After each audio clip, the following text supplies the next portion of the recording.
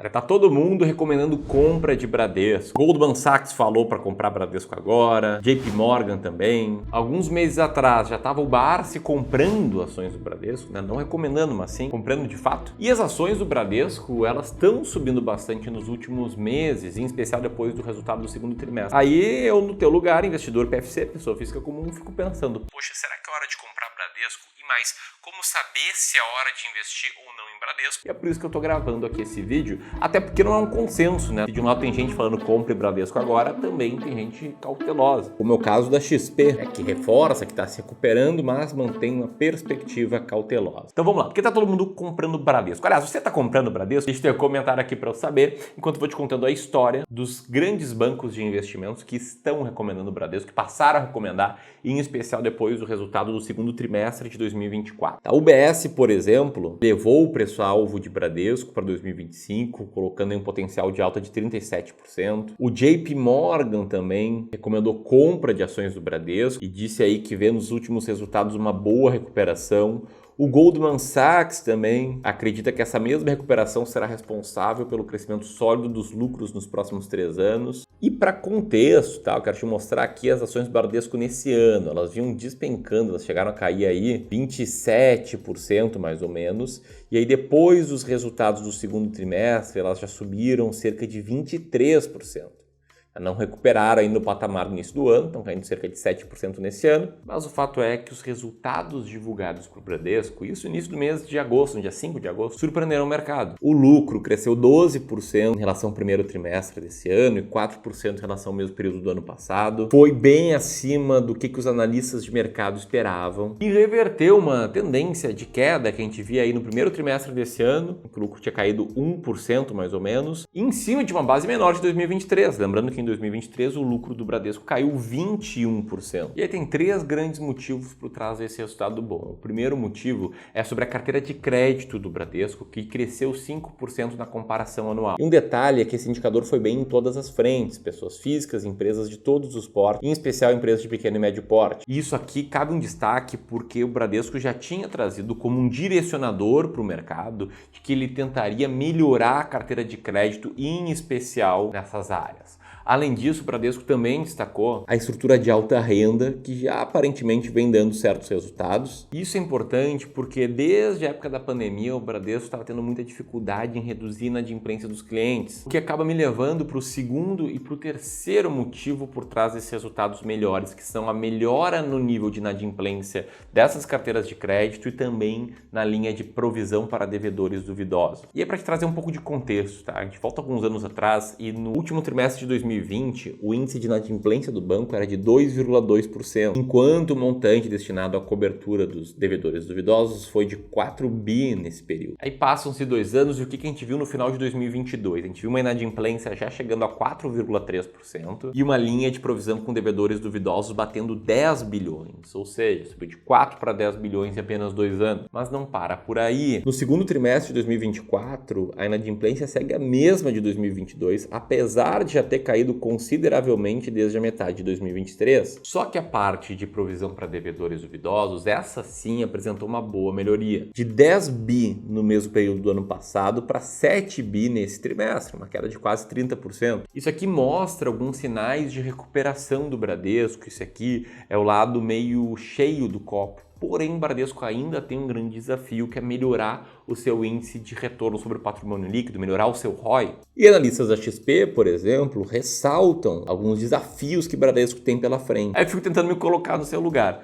né? Ver a ação de um banco que está despencando no ano, caindo bem mais do que o Bovespa, e do nada, depois de o resultado de um trimestre, ela começa a subir um monte, e aí que todo mundo que falava que era arriscado, que era perigoso, que era ruim, agora está falando compre agora, sendo que tem empresas que falam que não, peraí, não é bem assim, ainda tem um desafio pela frente. Aí tentando me colocar no teu lugar, eu fico pensando como tomar decisão de investimentos com base nisso. Se você depende de manchetes, de narrativas para tomar decisões de investimentos, você nunca vai ter segurança do que você está fazendo, porque a XP fala que é perigoso, já o Goldman Sachs fala que é para comprar. E aí, na média, o que o investidor faz é que ele acaba comprando a ação e se essa ação cai, ele nunca mais vende. Fica segurando lá com prejuízos, às vezes, muito grandes. E se ela sobe um pouquinho, ele já vende ali com 10, 20, 30% de lucro. Esse fenômeno até tem nome, né? Se chama efeito de exposição. E esse é um reflexo reflexo, do meu ponto de vista, de um dos problemas que investir sem ter uma estratégia clara traz para a tomada de decisão de investimentos. É você ficar na dúvida se compra ou não uma ação e depois que tem ela se vende ou não, de acordo com a melhoria ou a piora dos seus resultados. Esse é um dos problemas, né? Outro eu posso ilustrar com essa carteira aqui de um seguidor do YouTube que fez uma sessão de consultoria de investimentos gratuita com um especialista aqui do Clube do Valor recentemente. Como você pode ver, ele tinha 2% da carteira em Bradesco, só que pesos muito grandes em outras empresas, como o Engie, que ele tinha quase 16%. Ele achava que estava bem diversificado, só que ele estava concentrando em algumas poucas posições. E quando a gente perguntou para ele, poxa, por que um peso maior em Engie?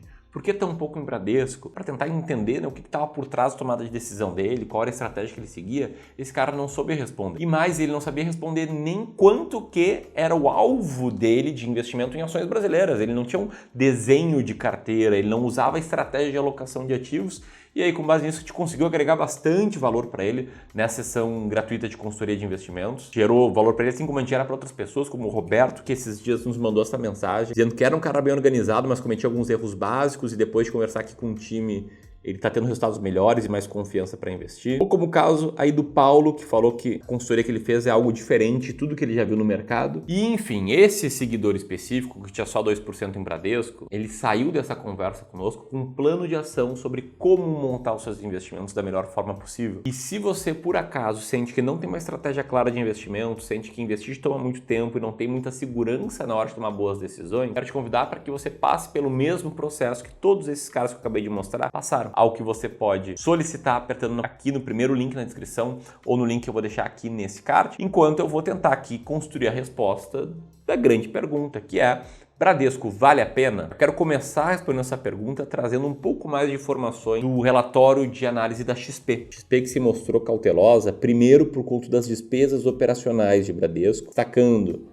que esses gastos cresceram em despesa com pessoal, investimentos e treinamentos, processo trabalhista, campanhas institucionais, o que, de acordo com o Bradesco, são aumentos nos custos que fazem parte do, abre aspas, projeto de transformação, que é algo por trás justamente da ideia do banco melhorar sua performance. Só que a XP já comentou que esses custos não devem apresentar melhorias, não devem cair nos próximos trimestres, já que esse projeto de transformação deve demandar aí investimentos classificados como profundos. E já o segundo problema está no ROI. E por que isso? Para te responder, eu vou abrir aqui a planilha inteligente para seleção de ações, um material totalmente gratuito, tá? Que você pode baixar aqui no segundo link na descrição. E aqui eu vou deixar a Bradesco lado a lado com o Banco do Brasil e também com o Itaú, para te comparar aqui alguns múltiplos dessas empresas. Então, você pode ver aqui que no preço por valor patrimonial, o Bradesco tem uma relação parecida com o Banco do Brasil, um pouco superior, porém bem inferior à do Itaú. Por outro lado, desses três aqui, o Bradesco é o banco com maior relação de preço por lucro. E embora ele tenha dividendos similares ao do Itaú, né, um dividend yield muito parecido com o do Itaú, o fato é que o ROI do Bradesco é bem menor, tanto do seu par privado quanto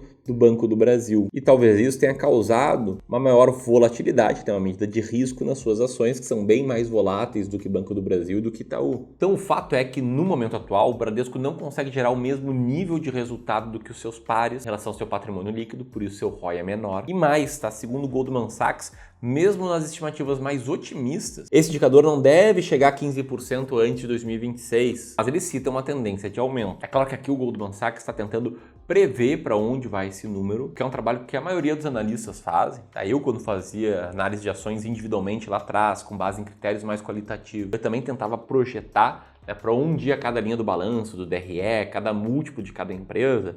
Só que eu fui entendendo com o passar do tempo que a gente coloca muito viés na hora de fazer uma análise, na hora principalmente de projetar o futuro. Inclusive tem estudos que mostram que analistas de mercado, na média, são ruins em tentar prever o futuro, por conta de um excesso de otimismo. É por isso que aqui no Clube do Valor, na hora de decidir se uma ação vale a pena ou não, a gente usa estratégias totalmente quantitativas, totalmente sistematizadas, olhando apenas para números, sem tentar projetar o futuro, sem tentar projetar para onde vai o ROI, o preço para o lucro, o dividend yield, qualquer dado que a gente possa analisar de uma empresa. Em um exemplo de estratégia que eu vou tratar aqui, que é a estratégia chamada de máquina de dividendos, a gente passa por uma série de filtros para, ao final desses filtros, ranquear as empresas da melhor para a pior pagadora de dividendos. E mais que você pense, poxa, mas dividend yield médio passado não é garantia de dividend yield médio futuro. Deixa eu te mostrar que, na média, uma carteira formada pelas 10 melhores ranqueadas da máquina de dividendos teria rendido muito mais do que o Ibovespa. Estratégia, por sinal, você pode conhecer baixando material gratuito no terceiro link aqui na descrição, que além de eu te explicar melhor num e-book, que eu vou te mandar por e-mail se você apertar nesse terceiro link,